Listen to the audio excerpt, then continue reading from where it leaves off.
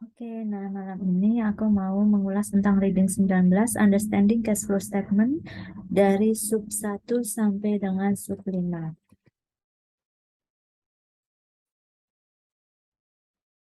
Nah, jadi di sini ini ada contoh di example 1, net cash flow from investing activities. A company recorded the following in year 1. On the year 1 statement of cash flow, the company would report net cash flow from investing ya. Berarti kalau investing itu kita cek nih di atasnya. Kita berinvestasi ya, proceed from issuance of long term debt. Debt itu berarti financing. Purchase equipment. Nah, ini masuk investing. Loss kan nggak ada cash flow-nya.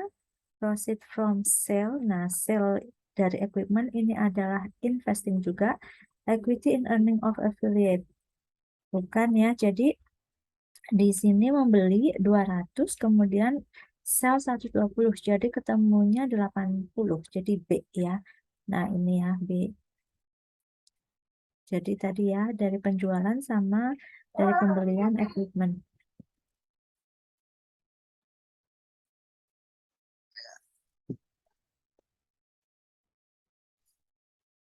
Oke, nah ini ada perbedaan antara IFRS dengan US GAAP. Jadi di sini secara detailnya kita ingat-ingat aja dulu untuk yang US GAAP ya. Untuk yang US GAAP itu ada interest receipt, interest paid, sama dividend receipt itu masuknya semuanya ke operating activities. Nah, kalau dividend paid itu berarti kita masuknya ke financing activities. Nah, ini kan lebih simpel daripada IFRS ya. Nah, perbedaannya untuk yang IFRS itu dia memberikan kebebasan baik operating maupun financing atau investing. Nah, di sini perbedaannya ya, untuk interest receipt ada operating sama investing. Jadi ada bunga yang kita terima itu adalah hasil dari investasi. Bunga yang kita bayarkan berarti kita membayar karena kita punya hutang ya. Jadi financing activities. Operating sama financing. Dividend receipt ini operating sama karena dividen berarti kan kita dari investing. Dividend paid berarti kita punya uh, ini kan ya ada utang gitulah ya. Jadi operating sama financing. Nah, karena kenapa IFRS itu ada bisa memberikan pilihan karena itu tergantung dari company-nya. Jika misalnya financial institution itu interest paid and receive itu bisa masuk ke operating activities. Tapi untuk company selain financial institution berarti dia masuk bisa investing atau financing seperti itu. Nah, untuk yang US GAAP sendiri kalau interest paid ini kan operating activities ya. Tapi untuk amount dari pokoknya itu masuk ke financing ya. Di sini ini interest paid juga ini bisa operating financing. Oke, selanjutnya masuk ke example 2 ya. Di sini ada operating versus financing cash flow. Nah, jadi kita harus memahami dari soal ini. A company issued 30.000 dari note-nya ya. Note 30.000 8% and use the cash receipt to pay for inventory. Nah, 30.000 ini dipakai untuk membayar inventory dan issued 110 dengan bunga 11%. Ini digunakan untuk pay equipment. Which of the following accurately reflect the combined effect of both transaction and the company's cash flow for the year end 31 Desember 2018 under IFRS. Nah, kita jadi harus memetakan nih efeknya dari transaksi ini tuh masuk ke cash flow yang mana. Pertama, cash flow from financing. Karena kan kita menerbitkan note 30.000 ditambah debt 110.000 ketemu 140. Nah, terus kita kan di sini membayar inventory itu terkait dengan operation ya. Karena kita membayar equipment itu terkait dengan investing. Nah, jadi yang di sini yang benar adalah operation decrease 30 karena kita membayar inventory. Operation are unchanged itu salah. Financing increase 110 salah ya karena financingnya itu harusnya 140. Nah, ini tadi ya untuk perbedaannya. Jadi untuk yang USG kan tadi masuk ke operating semuanya, untuk interest receive, interest paid, sama dividend receive. Tapi untuk dividend paid itu masuknya ke financing.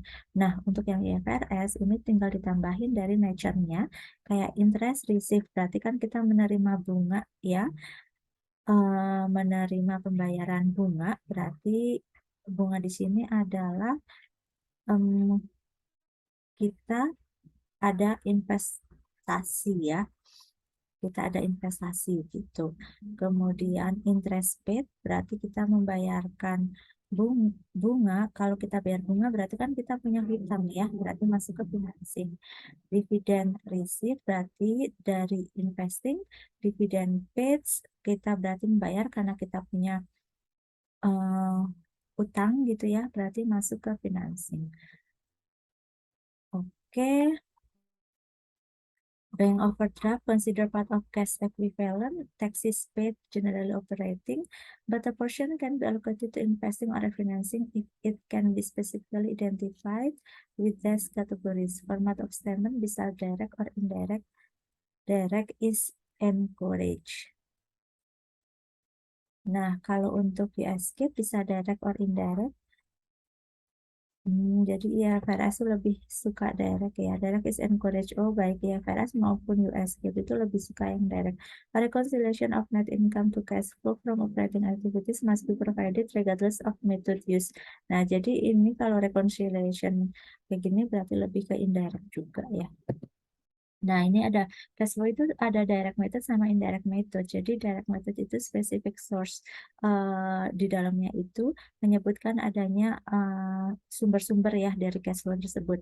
Specific sources of operating cash receipt and payment. Kalau indirect method itu berarti di dalamnya itu ada adjustment-adjustment.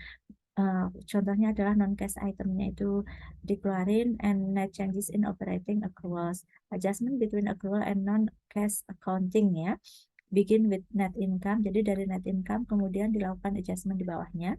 Kemudian operating cash flow usually present operating cash flow presentnya di indirect method. Kemudian easier and less costly. Ini adalah contoh dari indirect method ya, di mana tadi di sini kan disebutkan ya, dimulai dari net profit dulu kan, begin with net income ya. Jadi cash flow from operating activities di sini net income dulu, ada 6,4, kemudian kita masukin taxnya 1,6 karena kan tax itu terjadi di bawahnya net profit kan. Jadi kita tambahin itu adalah sebagai cash flow from operating. Terus share of non-profit of joint ventures ini kita kurangi ya. Kemudian net finance cost ini kita tambahkan. Nah, ini operating profit ada depreciation, amortization juga kita tambahkan, dan seterusnya. Oke, nah itu adalah penjelasan dari cash flow untuk subbab 1 sampai dengan subbab 5. Terima kasih.